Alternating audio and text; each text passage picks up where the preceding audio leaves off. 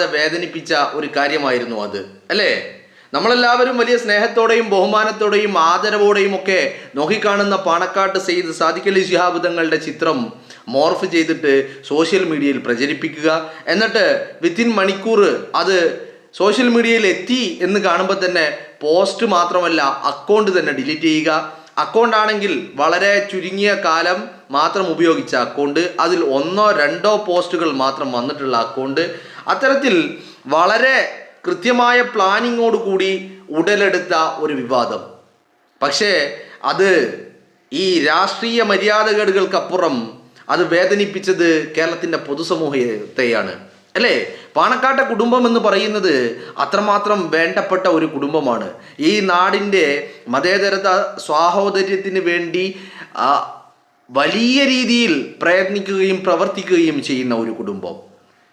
അവിടെ പാണക്കാട്ടെ മുറ്റത്തെത്തുന്ന ആളുകളുടെ മതമോ രാഷ്ട്രീയമോ ജാതിയോ ഒന്നും നോക്കാതെ അവരുടെ ആശ്വാസങ്ങൾക്ക്, അവരുടെ പരാതികൾക്ക്, അവരുടെ വേദനകൾക്ക് ആശ്വാസം പകരാൻ ആ കുടുംബം അങ്ങനെ കണ്ണിൽ എണ്ണയൊഴിച്ച് കാത്തിരിക്കുമ്പോൾ ആ കുടുംബത്തിലെ ഒരു മനുഷ്യനെ അങ്ങ് വേട്ടയാടി ഇല്ലായ്മ ചെയ്യാമെന്ന് ഒരു തെരഞ്ഞെടുപ്പിനെ മുന്നിൽ കണ്ടുകൊണ്ട് നടത്തിയ ഒരു വലിയ നീക്കം, അല്ലേ? ഇത് എക്കാലത്തും ഉണ്ടായിട്ടുള്ളതാണ്. കേരളത്തിൻ്റെ മുഖ്യമന്ത്രി ആയിരുന്ന ഉമ്മൻചാണ്ടിക്ക് പോലും ഇത്തരത്തിൽ ഒരു ദുരനുഭവം, വലിയ വിഷമിപ്പിക്കുന്ന വേദനിപ്പിക്കുന്ന അനുഭവം ഉണ്ടായിട്ട് പടിയിറങ്ങേണ്ടി വന്ന മനുഷ്യനാണ് അയാൾ, അല്ലേ? അപ്പോൾ അതേ രീതിയിൽ സമാനമായ രീതിയിൽ പാണക്കാട്ട് സെയ്ദ് സാദിഖ് അലി ശിഹാബ് തങ്ങളെ പോലും വേട്ടയാടാൻ ഒരു കൂട്ടര് ശ്രമം നടത്തി എന്നുള്ളതാണ്, അല്ലേ? ഒരു കൂട്ടര് ശ്രമം നടത്തി.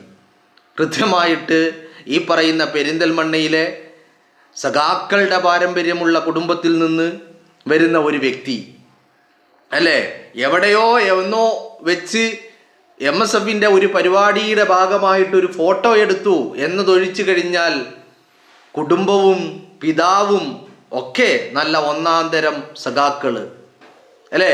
ആ കുടുംബത്തിൽ നിന്ന് വന്ന വ്യക്തിക്ക് തീർച്ചയായിട്ടും കുടുംബവും കുടുംബ പശ്ചാത്തലങ്ങളുമൊക്കെ ഒരു കമ്മ്യൂണിസ്റ്റ് പാർട്ടിയുടെ പശ്ചാത്തലമാണെങ്കിൽ പിന്നെ പറയേണ്ടതില്ലല്ലോ അവിടുത്തെ കഥകൾ എന്താണ്, എങ്ങനെയാണ് എന്നൊക്കെ. കൃത്യമായിട്ട് ഒരു മനുഷ്യനെ പണത്തിന് വേണ്ടി എന്ന് പോലീസ് പറയുന്നു എങ്കിലും ഇത് പണമാണോ അല്ലെങ്കിൽ മറ്റു പല ഉദ്ദേശങ്ങളായിരുന്നോ എന്നുള്ളത് ഇനിയും അന്വേഷിക്കേണ്ടതായിട്ടുണ്ട്.